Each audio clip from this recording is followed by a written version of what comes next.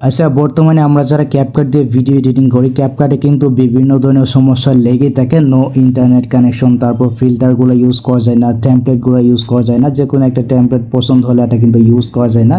তো এই যে সমস্যাগুলো রয়েছে, সমস্যাগুলো আপনি কিভাবে সমাধান করবেন, আমি কোন ক্যাপকাটটা ইউজ করতেছি, কোন ভার্সনটা ইউজ করতেছি, আপনার জন্য কোনটা বেস্ট হবে জানতে পারবেন, এমনকি বুঝতে পারবেন আজকে এই ভিডিওটা থেকে।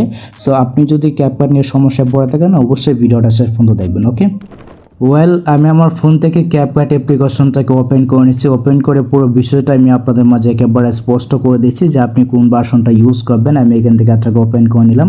সো এটাকে ওপেন করে নেওয়ার পর আমি এখান থেকে সরাসরি প্রোফাইলে যাব। আমি কিন্তু কোনো প্রকার ভিপিএন ইউজ করতেছি না, দেখতে পাচ্ছেন কোনো প্রকার ভিপিএন কিন্তু ইউজ করা লাগবে না। এটা কিন্তু সবার ফোনে ইনস্টল হবে, ঠিক আছে। অবশ্যই এই যে অ্যাপ্লিকেশনটা রয়েছে এটাকে অবশ্যই আপনারা ইনস্টল করে নেবেন।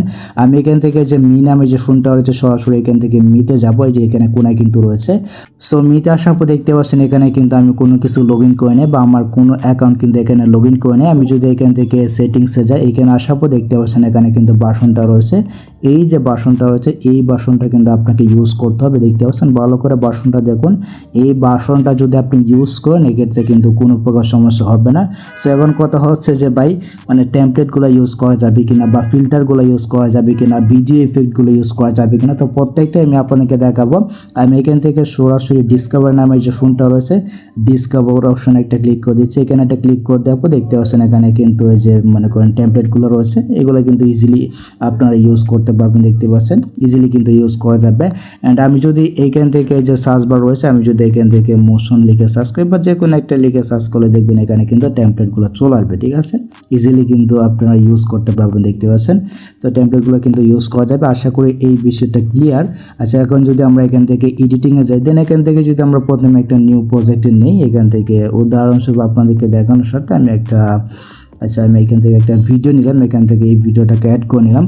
সো ভিডিওটাকে অ্যাড করে নেওয়ার পর দেখতে পাচ্ছেন এখানে কিন্তু ইফেক্টে রয়েছে, সব কিছু কিন্তু এখানে রয়েছে, দেখতে পাচ্ছেন। দেন এখান থেকে যদি আমরা ইফেক্টে যাই, ভিডিও ইফেক্টে যদি যাই, এখানে আসার পর দেখতে পাচ্ছেন আমি কিন্তু সবকটা ইউজ করতে পারতেছি, দেখতে পাচ্ছেন।